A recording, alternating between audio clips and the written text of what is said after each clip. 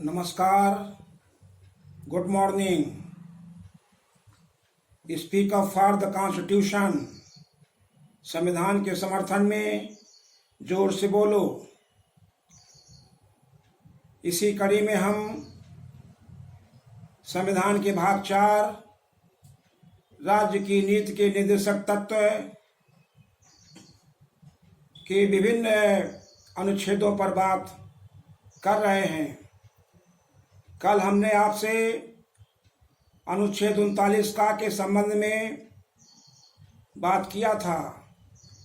आज हम नीति निर्देशक तत्वों के भाग 4 के अनुच्छेद 40 पर बात कर रहे हैं।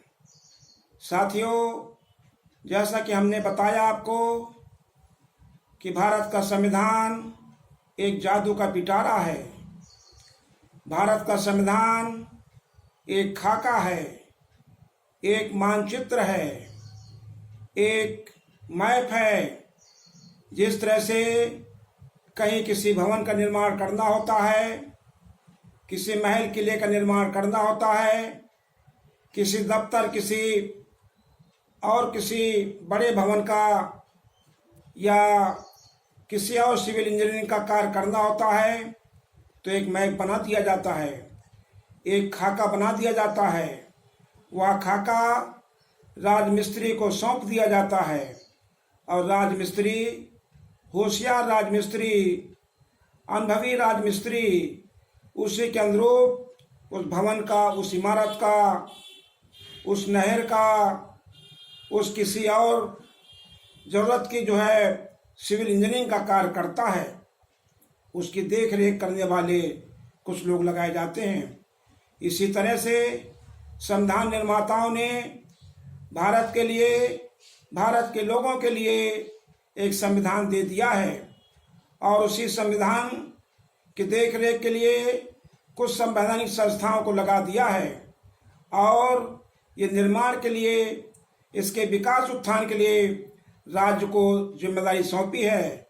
और राज्य के अंतर्गत केंद्र की सरकार, केंद्र की सभी अथॉरिटीज, राज्यों की सरकारें, प्रांतों की सरकारें और उनके सभी अथॉरिटीज आते हैं। तो साथियों, इसी खाके में काम करना है। लेकिन हम देखते हैं कि राज्य अपने मर्जी से चुनी हुई सरकारें अपनी मर्जी से, अपने मन से, अपने हिसाब से, अपने कुछ लोगों की सुविधा के लिए कार्य करते हैं, जो कि जिनका उल्लेख संविधान में नहीं होता है और जिनका उल्लेख किया गया संविधान में उनकी उपेक्षा करते हैं। हम आपको आज बता रहे हैं कि संविधान का अनुच्छेद 40 क्या कहता है। संविधान का अनुच्छेद 40 कहता है, संविधान निर्माताओं ने महसूस किया था कि देश में हम लोकतंत्र की स्थापना कर रहे हैं और लोकतंत्र का मतलब ये नहीं होगा कि लोकसभा का चुनाव कर लिया जाए, विधानसभा का चुनाव कर लिया जाए और इन प्रकार नफरत के द्वारा बंटवारा करके, धन का वितरण करके, शराब का वितरण करके, डरा करके, धमका करके, चुनाव आयोग जैसी संस्थाओं का फेवर लेकर के और चुनाव जीत लिया जाए और लोकतंत्र का साथियों मान लिया जाए कि लोकतंत्र का काम हो रहा है। संविधान निर्माताओं ने ये महसूस किया था कि लोकतंत्र लोगों के दिलों से निकलना चाहिए, लोकतंत्र गांव से निकलना चाहिए, लोकतंत्र झोपड़ियों से निकलना चाहिए। तो इसी बात को ध्यान में रख करके संविधान निर्माताओं ने, विशेषकर बाबा साहब अम्बेडकर ने ग्राम पंचायतों को बहुत अधिक महत्व दिया था। मोहनदास करमचंद गांधी भी ग्राम पंचायतों के पक्षधर थे। पंडित जवाहरलाल नेहरू भी ग्राम पंचायतों के पक्षधर थे। बाबू जगजीवन राम तो ग्राम पंचायतों को सबसे बड़ा संसद कहते थे, सबसे बड़ी पार्लियामेंट कहते थे। तो इन्हीं बातों को ध्यान में रखते हुए बाबा साहब ने संविधान में अनुच्छेद 40 जोड़ा और ये 40 अनुच्छेद कहता है कि राज्य ग्राम पंचायतों का संगठन करेगा। ये संगठन के अंतर्गत बहुत सारे कार्य करने थे। ये नहीं कि प्रधान का चुनाव करा दिया जाए, उसके सदस्यों को चुनाव करा दिया जाए। इसके बाद चुन करके प्रधान बैठा रहे। कभी उसे दरोगा धमकाता है, कभी उसे तहसीलदार धमकाता है, कभी उसे एसडीएम धमकाता है, कभी क्षेत्र का एमपी और एमएलए धमकाता है कि ठीक तरह से रहो नहीं बस्ता जमा करवा देंगे। ये लोकतंत्र के मायने नहीं है, संविधान के अनुच्छेद 40 का ये मायने नहीं है। प्रधान जनता के वोटों से चुना गया है, जिस तरह से एमएलए और एमपी चुना गया है। आप एमएलए और एमपी को कोई काम दें या ना दें, आप एमएलए और एमपी का कोई कार्यालय बनाएं या ना बनाएं, लेकिन ग्राम पंचायत के प्रधान को कार्यालय देना होगा। उसे कर लगाने का, कर वसूलने का, टैक्स लगाने का, टैक्स वसूलने का, फीस लगाने का, फीस वसूलने का, प्रकाश का, रोशनी का, सफाई का और छोटे मोटे कामगारों के लिए काम देने का अधिकार राज्य को तय करना चाहिए। राज्य को यह सुनिश्चित करना चाहिए कि ग्राम प्रधान के पास काम हो, उसके पास शक्तियां हों, उसके पास अधिकार हों, और तब जब ये अधिकार उसे दे दिए जाएंगे तो कोई भी नागरिक परेशान होकर के एसडीएम के, तहसीलदार के, जिलाधिकारी के, कमिश्नर के चक्कर नहीं लगाएगा और वहां पर उसे दलाल लोग ठगेंगे नहीं। वहां पर वो अपमानित नहीं होगा और अपने काम अपने प्रधान के माध्यम से अपने गांव में ही, तो प्रधान का एक कैबिनेट होना चाहिए, ये राज्य को तय करना है।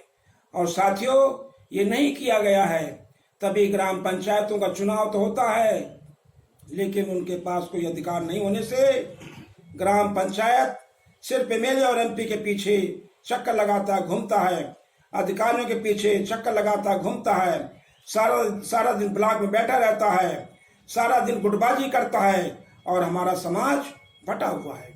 तो ऐसी स्थिति में साथियों, हमें विचार करना है कि सबसे पहले हमें मजबूती देना होगा ग्राम पंचायतों को, विलेज पंचायत को, उनको शक्तियां देनी होंगी और इन सरकारों ने नहीं किया है।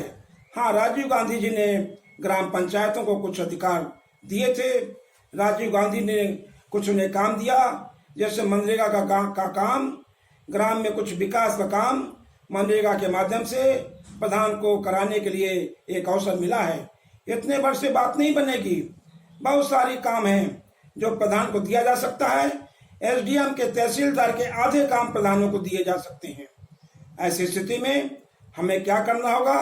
अच्छे विधायक, अच्छे सांसद चुनना होगा, काबिल विधायक, काबिल सांसद चुनना होगा, होशियार पढ़े लिखे सांसद चुनने होंगे। होशियार पढ़े लिखे जब सांसद होंगे, जो जाति से हटकर, मजहब धर्म से हटकर काम करें, ऐसे लोग जब संसद में जाएंगे, विधानमंडलों में जाएंगे, तो फिर अच्छी सरकार गठन करेंगे और वे संविधान में कहे हुए खाके के अनुरूप काम करेंगे। तो हमारा साथियों लोकतंत्र मजबूत होगा, हमारा जनतंत्र मजबूत होगा। सभी को वोट डालने का ये जो अवसर मिला है, उसकी गरिमा होगी, उसका महत्व होगा और उसी के आधार पर उनके हित होंगे। बहुत बहुत धन्यवाद। जय भीम, जय भारत, जय जन, जय उत्थान, जय संविधान, जय मजदूर, जय किसान, खुदा हाफिज।